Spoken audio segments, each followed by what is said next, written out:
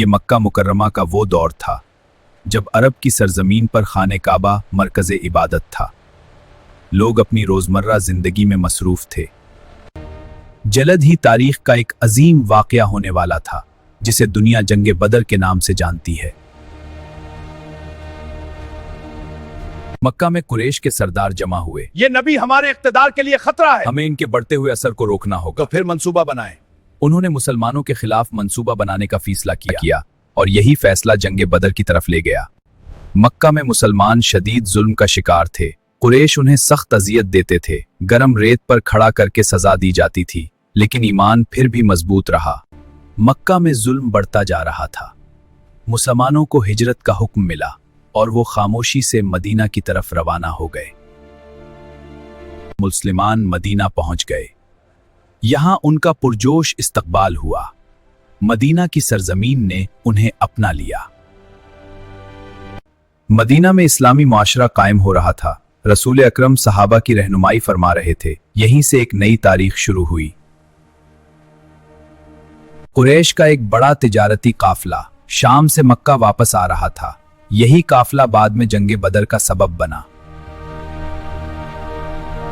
काफिले की क़ियादत अबू सुफियान कर रहा था। वो मुसलसल उर्द गिर्द नजर रख रहा था। उसे खतरा था कि मुसलमान इस काफिले को रोक सकते हैं। होशियार रहो, दुश्मन कहीं नजर ना आ जाए। मदीने में अहम मशवरा हो रहा था। रसूल अकरम सहाबा से राय ले रहे थे। यही मशवरा आगे चलकर जंगे बदर का सबब बना। मदीने में तैयारी शुरू हो गई। मुसलमान सफर के लिए निकल रहे थे। आगे एक अजीम इम्तिहान उनका इंतजार कर रहा था। मुसलमान मदीना से रवाना हो चुके थे। वो बदर की तरफ सफर कर रहे थे।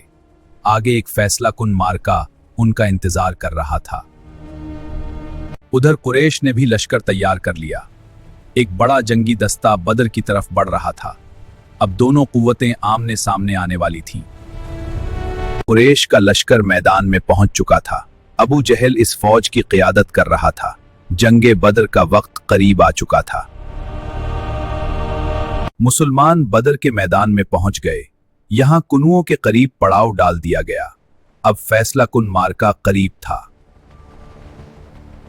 बदर के मैदान में एक सायादार जगह बनाई जा रही थी। ये रसूल अकरम सल्लल्लाहु अलैहि वसल्लम के लिए अरेश था। यहां से जंग की निगरानी की जानी थी। बदर की रात आ पहुंची। मुसलमान सुकून से आराम कर रहे थे। कल एक अजीम मार्का होने वाला था। बदर की रात रसूलुल्लाह सल्लम ने दुआ की। आप सल्लम ने अल्लाह से मदद मांगी और आसमान से मदद का वादा हुआ। इसी रात अल्लाह ने बारिश नाजिल फरमाई। जमीन मजबूत हो गई और मुसलमानों के दिलों को सुकून मिला। मैदान बदर में दोनों लश्कर आमने सामने खड़े थे। हर तरफ जंग का सुनाटा था। अब तारीख का अजीम मार्का शुरू होने वाला था। जंग शुरू होने से पहले मुबारजा हुआ। कुरैश के 3 सरदार मैदान में आए। उन्होंने मुकाबले के लिए ललकारा। जो आपसे चलेगा। कुरैश के 3 बड़े सरदार मैदान में आए। उतबा, शेबा और वलीद आगे बढ़े। उन्होंने मुसलमानों को मुबारजे के लिए ललकारा। मुसलमानों की तरफ से 3 बहादुर आगे बढ़े।